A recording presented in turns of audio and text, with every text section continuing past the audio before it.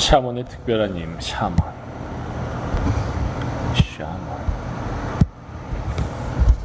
보통 사람은 다가갈 수도 없는 자연의 힘의 원천과 직접 몸으로 접촉할 수 있음으로 해서 주어진 것입니다.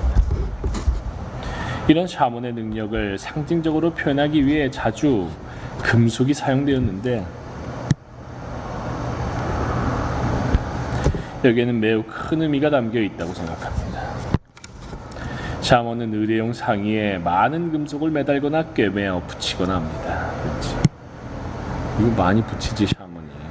격렬한 몸짓으로 춤을 추거나 하면 그 금속이 서로 부딪혀 큰 소리로 딸랑거립니다. 게다가 금속은 거울처럼 빛을 반사함으로 그 빛이 춤추고 있는 샤먼의 몸에서 나오는 것처럼 보이기도 하겠지요. 이런 생각이 더욱 발전하면 샤먼의 전신은 금속으로 되어 있어 열에도 추위에도 끄떡없다고 할 정도로 과장된 표현으로 변하기도 합니다. 북동아시아에 퉁구스라는 사람들이 있습니다. 예전에는 강력한 국가를 가질 정도로 강력한 힘을 가진 민족이었으며 샤머니즘이 매우 발달해 있었습니다. 퉁구스. 그들에게는 샤먼의 기원을 이야기하는 다음과 같은 신화가 전승되고 있습니다. 위험한 것과의 접촉을 시작한다. 위험한 것과의 접촉.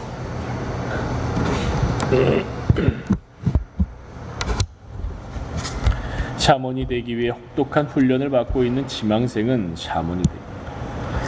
이런 훈련이 너무 좋아 나는.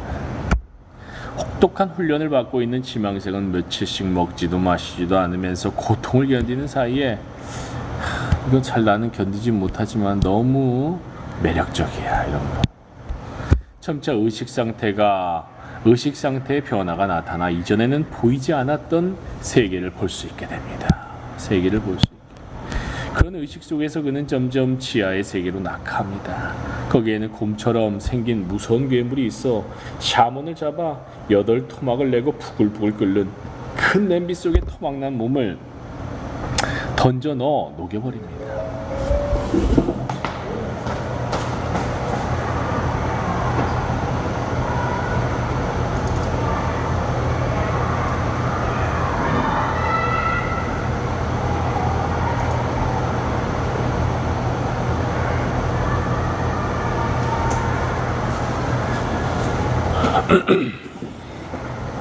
점점 지하 세계로 낙하.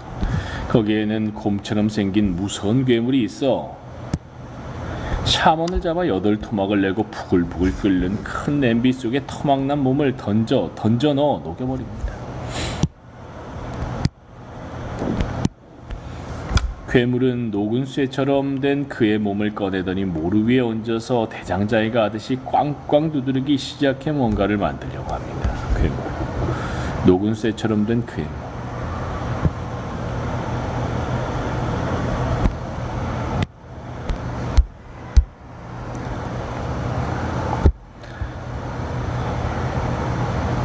샤먼을 잡아 8토막을 내고 부글부글 끓는 큰 냄비 속에 던진다. 대장장이가 하듯이 꽝꽝 두드리기 시작해 뭔가를 만들려고 합니다. 그리고 샤먼은 의식이 깨어났을 때 자신의 몸이 번쩍번쩍 빛나는 금속으로 개조되어 있다는 것을 발견하게 됩니다. 샤먼. 자신의 몸이 번쩍번쩍 빛나는 금속으로 개조되어 있다. 자, 이것으로 너는 이제 어엿한 샤먼이다. 괴물은 그렇게 말하고는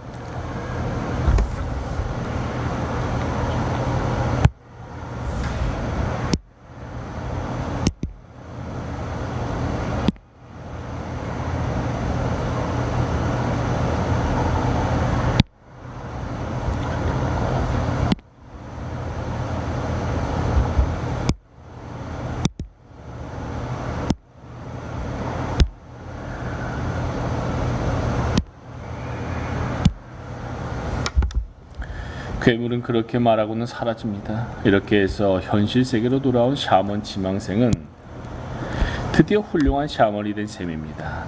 사람들 눈에는 보이지 않지만 뛰어난 샤먼의 몸은 금속으로 이루어져 있다는 의식을 갖고 있기 때문에 왜 하필 금속일까? 왜 금속일까? 샤먼과 금속. 보통 사람이 들어갈 수 없는 영역에도 간단히 들어갈 수 있다는 겁니다. 아하, 비범한 금지된 금단의 영역에도 들어갈 수 있는 게 금속으로 돼 있어서 이런 식이므로 보통 사람의 한계를 초월해가는 샤먼의 능력이란 그 매우 위험한 대상과의 접촉의 시작을 의미한다는 것을 이해하셨을 겁니다. 위험한 대상과의 접촉의 시작. 샤먼은 곰으로 변하기도 합니다. 그러므로 해서 샤먼은 곰과 마찬가지로 자연 속에 깊숙이 숨겨져 있는 힘의 원천과 접촉할 수 있게 되지만 동시에 물질의 고에너지 상태에도 이미 발을 들여놓은 상태입니다. 물질의 고에너지 상태. 금속은 자연 그대로의 상태에서는 암석 속에 조잡하게 섞여 있을 뿐이지만 달구거나 두드리거나 해서 높은 에너지를 가하는 순간부터는 유동체가 되어 흐르기 시작해서 자유로운 형태로의 변형이 가능해집니다. 이런 이유 때문인지 시베리아나 코카사스를 비롯한 여러 지역에서 샤먼은 종종 대장장이로도 불려왔습니다. 샤먼과 대장장이. 인간은 기술을 사용해서 이런 상태를 인공적으로 만들어낼 수는 있지만 금속을 녹여서 그것에 변형을 가해 칼 같은 무기를 만드는 것도 가능해졌습니다. 그때 인간과 곰 사이의 관계, 나아가 인간과의 사이에 구축되어 왔던 대칭적 관계에 심각한 위기가 발생합니다. 인간은 기술을 사용해서 이런 상태를 인공적으로 만들어낼 수 있지만 금속을 녹여서 그것에 변형을 가해 칼 같은 무기,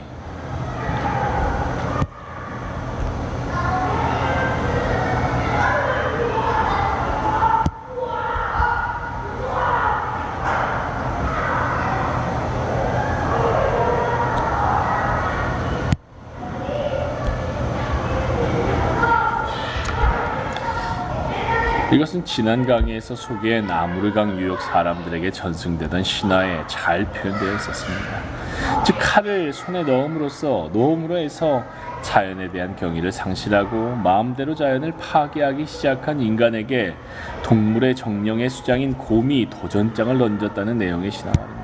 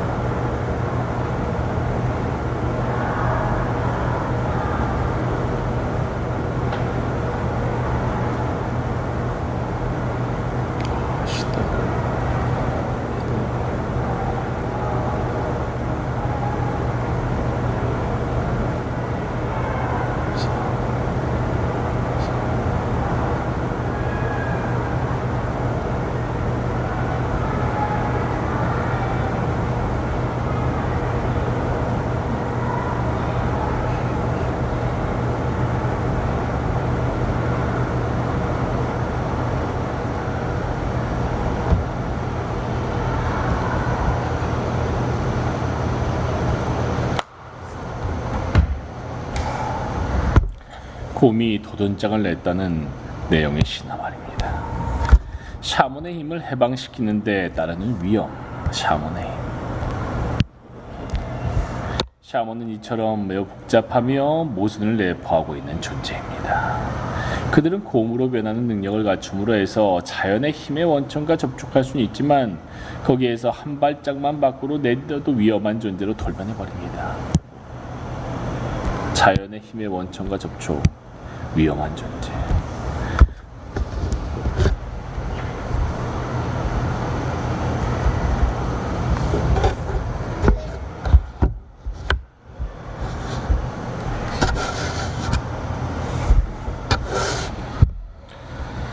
동물 세계와 마찬가지, 동물 세계와의 미묘한 대칭 관계를 조종해주던 훌륭한 의사가 무자비한 기술을 익힘으로 해서 오히려 자연과의 대칭 관계를 파괴하는 위험한 존재가 될 수도 있다는 것이겠지요. 오늘날과 같은 세계를 이루어낸 것은 기술의 힘입니다. 그리고 그것을 파괴할 수 있는 건 역시 기술의 힘입니다. 오늘날 세계가 막강한 기술력을 갖게 된 것은 바람직한 일이지만 문제는 그것을 조절할 수 없는 상태에 이르렀다는 데 있습니다. 막강한 기술력을 갖게 된 것은 바로 문제는 그것을 조절할 수 없는 상태. 막강한 기술력, 그렇지. 막강한 기술력을 지금 갖추게 됐지만 조절할 수 없는 상태지 지금. 통제할 수 없는 기술이야. 인류에게 이런 커다란 문제가 발생하는 경계선과 같은 장소에 샤먼은 서 있는 셈입니다. 문제가 발생하는 경계선.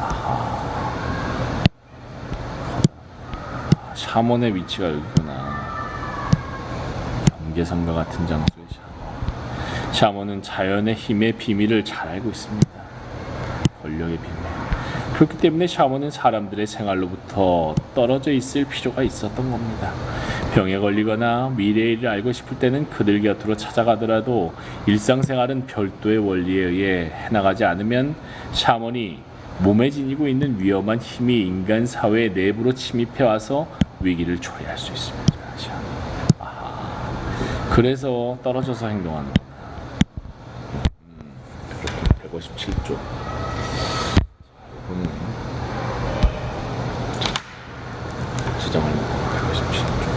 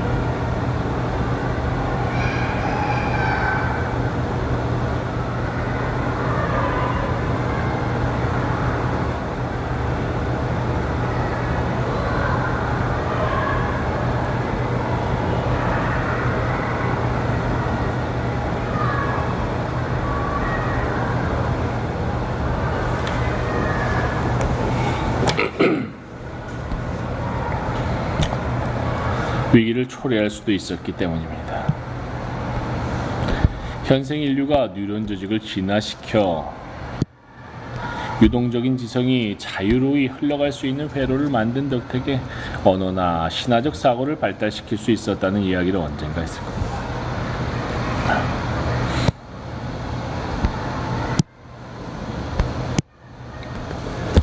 바로 그 유동적 지성 부분이 샤머니즘으로 표출되어 그 주위에 종교적 사고를 낳기 시작했습니다.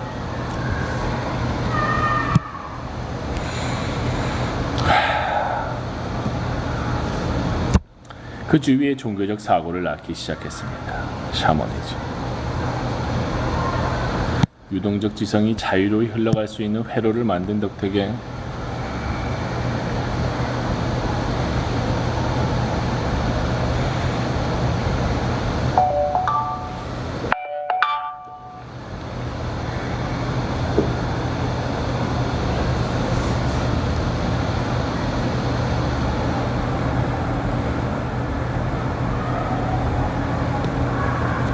바로 그 유동적 지성 부문이 샤머니즘으로 표출되어 그 주위의 종교적 사고를 낳기 시작했습니다.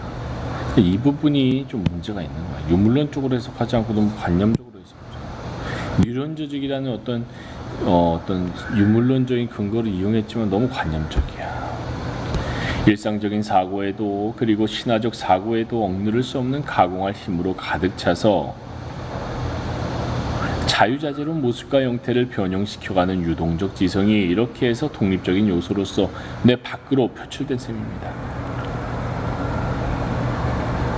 사고에도 신화적 사고에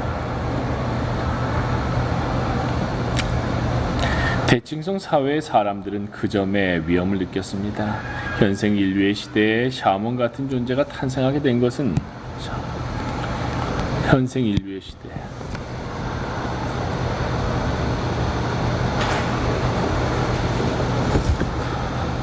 현생 인류의 시대 샤먼 같은 존재가 탄생하게 된 것.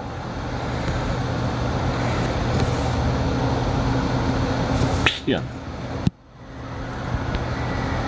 대칭성 신화적 사회 샤먼이 존재. 그거는 어떻게 보면 가라타니 고진식으로 생각하면 정주했음에도 불구하고 호수적 정신이 회귀해서 들어왔기 때문에 샤먼이 필요할 수밖에 없지. 스페셜리스트인 샤먼, 주문을 외워주는 사람이 그래야 호수적 증여가 균형을 이루는 거지.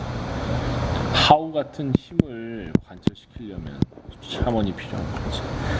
유동적 지성을 발생시키는 뇌의 조직은 필연적으로 샤먼 같은 존재를 낳게 되는데, 그럼으로써 자연계의 일원으로서 본래는 지구상에서 하찮은 위치에 있었던 인간에게 엄청난 능력을 부여한다는 점에 대해 대칭성 사회를 살아가던 사람들은 불길한 느낌에 위험을 직감했던 거겠지요.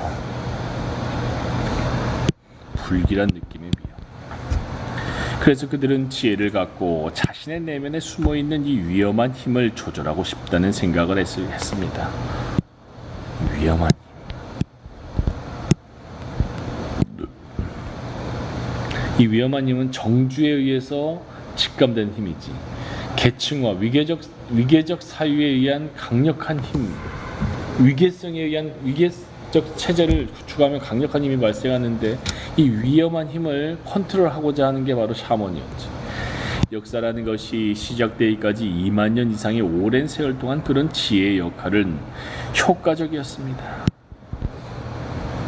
국가 출현 이전까지. 샤먼과 같은 타입의 사람들이 인류에게 새로운 영역, 새로운 가능성의 세계를 열어주고 있다는 점을 충분히 이해했음에도 불구하고 샤먼은 바로 국가적 교환체계, 약탈 재분배라는 교환체계를 견제하는, 정주했음에도 그런 힘의 출현을 견제하고 증여적인, 순서 중엔 아니지만 증여적 힘이 가능하도록 했던 그런 힘이지. 대칭성 사회의 지혜는 아직 샤먼을 사회의 내부로 흡수해버리거나 현실 사회에서 권력을 부여하거나 함으로써 샤먼이 접촉하고 있는 자연 속 깊숙한 곳에 숨어있는 비밀스러운 힘을 이상해 이거.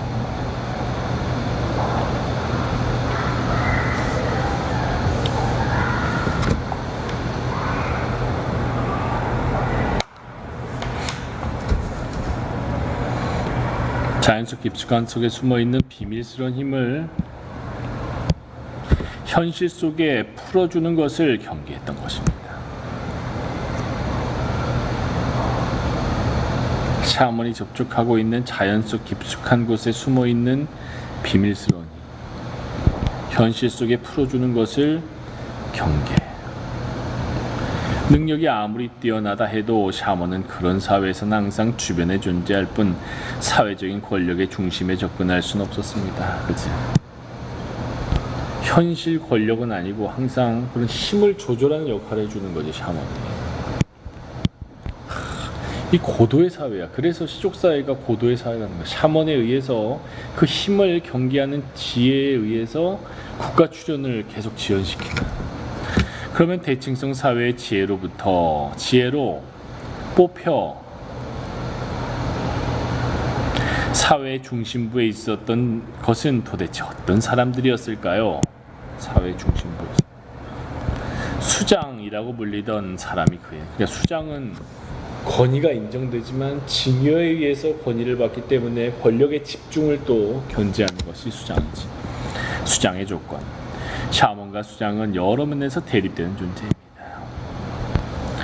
어딘지 모르게 샤먼과 수장이 일치하는 것 같지만 또 다르구나. 샤먼이 수장은 아니구나. 샤먼은 일상생활 바깥의 존재. 어딘지 모르게 신비로운 분위기를 풍기는 샤먼은 사람들의 일반적 삶으로부터 떨어져서 인간 능력의 한계를 뛰어넘으려고 하는 사람들입니다. 인간의 한계를 벗어난다는 것은 곧 자연 속 깊숙한 곳에 숨어있는 힘에 접근하는 걸 의미하므로 샤먼을 지탱해주는 힘의 원천은 자연 속에 있다고 할 수 있습니다. 그에 비해서 수장이라는 존재에게는 그런 신비가 별로 없습니다. 수장이라는 존재. 사람들과 함께 생활하면서 모두가 안고 있는 문제를 어떻게든 해결하려고 하는 것이 바로 수장입니다.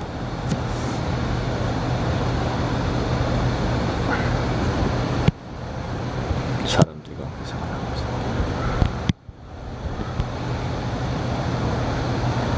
일상생활을 해결하는 게 수장이지. 샤먼은 자연의 권력에 도움을 받지만 수장은 오히려 자연에 대립하는 문화의 원리에 의존합니다. 따라서 추장 같은 거지. 수장이 추장.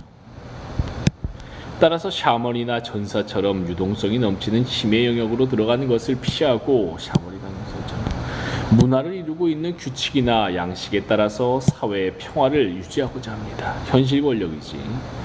나중에 상세하게 이야기하겠지만 수장은 왕이 아닙니다. 왕은 국가체제, 권력의 집중에, 위계적 권력의 집중에 의해서 발생한 상위 권력체가 왕이라면 그러니까 국가 출연이고, 수장은 국가 출연을 견제하는 시족사회의 대빵이지.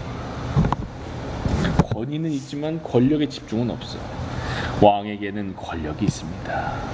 왕은 군대를 움직여서, 전사가 아니라 군대지. 군대를 움직여서 전쟁을 할 수 있으며 스스로 뛰어난 전사로서 전장으로 향하기도 합니다. 근데 전사와 군인을 구분해줘야지. 왕은 군인과 관련이 있다면 수장은 전사와 관련이 있는 거야. 그러나 수장과 전쟁 지도자가 동일 인물인 경우는 거의 없습니다. 왕의 권력은 대부분 절대적이어서 왕의 권력. 때때로 아무리 이성이 반대하거나 태양해도 왕은 그 말에 귀 기울이지 않고 불합리한 명령이라도 실행하곤 합니다. 하지만 그런 것은 수장에게는 절대 불가능합니다. 대칭성 사회의 수장에게는 그렇게 할 수 있는 권력이 전혀 없기 때문입니다. 그렇지, 위계적이지 않기 때문에. 같은 사회의 지도자이면서도 수장과 왕은 완전히 대조적인 모습을 보입니다.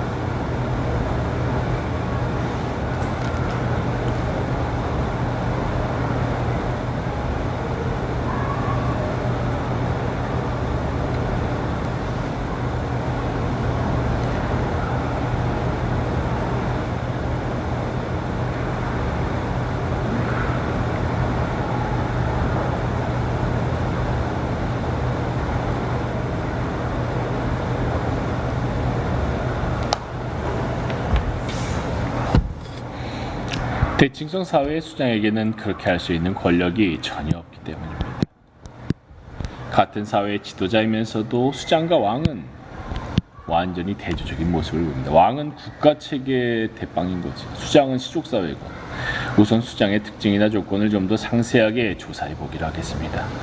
미국의 문화인류학자 로위는 1948년에 쓴 논문에서 남북 아메리카의 인디언 사회를 관찰한 결과를 근거로 수장이 갖는 특징을 3가지로 요약했습니다. 수장의 특징. 그 후로 활발히 진행된 그의 연구의 출발점이 된 것이므로 이 논문부터 검토해 가기로 하겠습니다. 1. 수장은 평화를 가져다 주는 자이다. 평화. 수장은 집단의 긴장을 완화시키는 자인데 그 점은 평화시와 전시의 권력이 4개의 경우 분리되어 있다는 데서 알 수 있다. 수장은 재물에 애착을 가져서는 안 된다. 수장에게는 피통치자의 끊임없는 요구를 물리치는 건 불가능하다. 인색하다는 것은 스스로를 부정하는 것과 그렇지. 그렇기 때문에 수장은 증여해야지만이 존경을 받기 때문에 권력의 집중을 분산시키는 방식으로 권력을 획득하기 때문에 권력이 집중되지 않는 거지. 말솜씨가 뛰어난 자만이 수장의 지위를 얻을 수 있다. 재물의 증여해야 되니까. 여기에는 정치라는 것의 근원이 제시되어 있습니다. 이것을 통해 우리는 국가나 정부라는 것을 갖지 않는 사람들의 사회, 국가나 정부라는 것을 갖지 않는 사람, 이게 바로 시족사회지. 대칭성의 사회예요. 국가나 정부라는 것을 갖지 않는 사람들의 사회의 정치적 리더가 갖추어야 할 점이 무엇인지를 알 수가 있습니다. 즉, 달변에다가 인색하지 않으며 분쟁을 해결하여 사회의 평화를 가져다주는 존재로서 상당히 고귀한 인격을 갖추어야 했던 겁니다. 지금부터 3가지 특징에 대해 좀 더 상세하게 살펴봅시다. 그러니까 추장과 샤먼은 다른 거지. 나는 추장보다는 샤먼이지. 교섭과 조정을 주관하는 사람 이꼴 수장. 장군과 어떻게 다른가? 1번의 특징을 살펴보면 수장은 부족 내에 분쟁이 일어났을 때 혹은 다른 부족과의 사이에 싸움이나 분쟁이 일어나서 긴장이 감돌 때 대립하고 있는 사람들 사이에 끼어들어 긴장을 완화시키고 분쟁이 살인이나 전쟁과 같은 최악의 사태에 이르는 걸 막는 역할을 합니다. 샤먼이 나의 어떤 동경은 샤먼이었던 거야. 샤먼이 되고 싶다. 모두의 감정이 격양되어 있을 때는 머리를 식혀 다시 한번 원인을 생각해 보자고 제안합니다. 모든 것이 뒤엉켜서 풀리지 않게 되었을 때는 옛날 사람들은 이런 식으로 해결을 했다는 힌트를 줘 당사자들이 서로 냉정을 되찾아 자유롭게 자신의 주장을 펼 수 있는 기회를 제공하기 위한 자리를 마련하기도 합니다.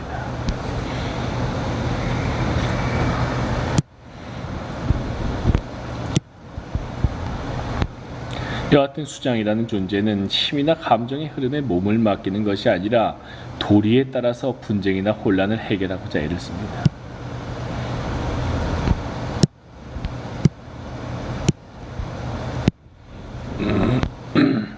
인류학 연구의 발달로 신석기 시대의 사고법을 최근까지 유지하던 사회에 대한 정확한 정보를 얻을 수 있게 된 이유,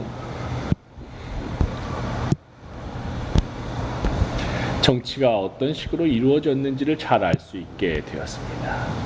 그때까지는 많은 사람들이 그런 사회의 정치에는 불합리하고 비합리적인 것이 횡행했으며 주술사나 점술가의 신탁에 의해 모든 결정이 이루어졌을 거라고 생각했습니다. 주술사나 점술가. 그러나 실제로는 의외다 싶을 정도로 민주적인 정치가 행해졌다는 사실을 알게 되었습니다. 이게 정말 대단한 거죠.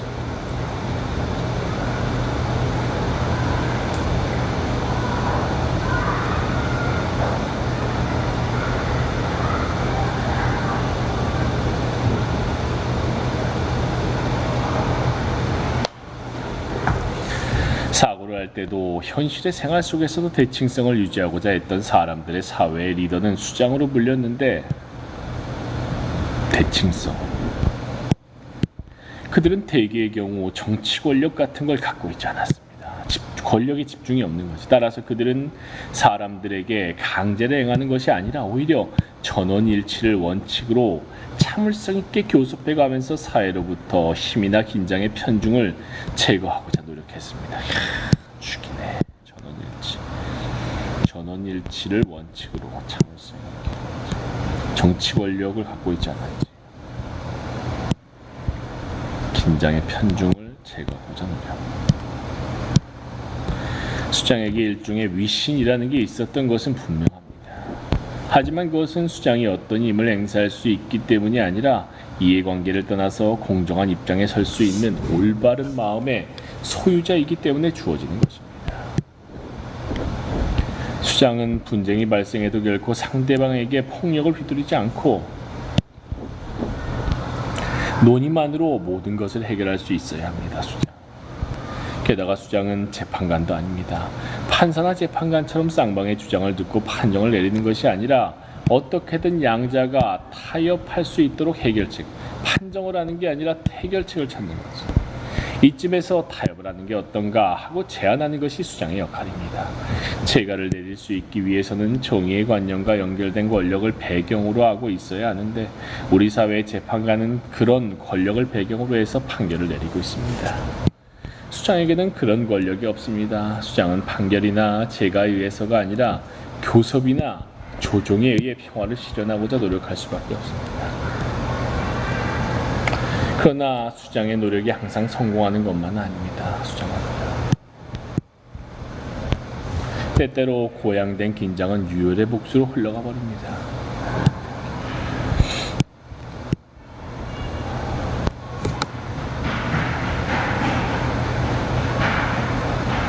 그런 상황에서는 수장이 손쓸 방법이 없습니다. 강제로 저지할 수 있는 권력이 수장에게 부여되어 있지 않기 때문입니다. 최악의 경우에는 부족 간의 전쟁이 발발하고 마는데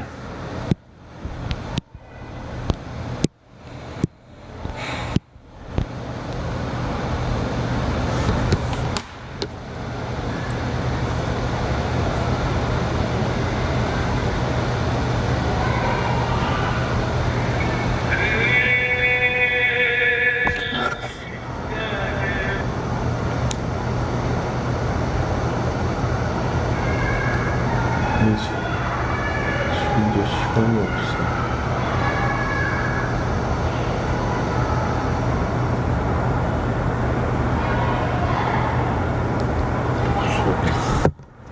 부족 간의 전쟁이 발발하고 마는데 그때 재밌는 현상이 일어납니다. 수장이 아닌 다른 인물이 전쟁의 리더로 뽑혀 남자들을 이끌고 전장으로 나가는 겁니다. 평상시의 리더는 수장이지만 전시의 리더는 수장의 정치 원칙과는 다른 원칙에 의해 활동하는 별도의 인물이 선발됩니다. 두 형태의 리더가 완전히 분리되어 있는 것이 이 사회의 일반적이었습니다.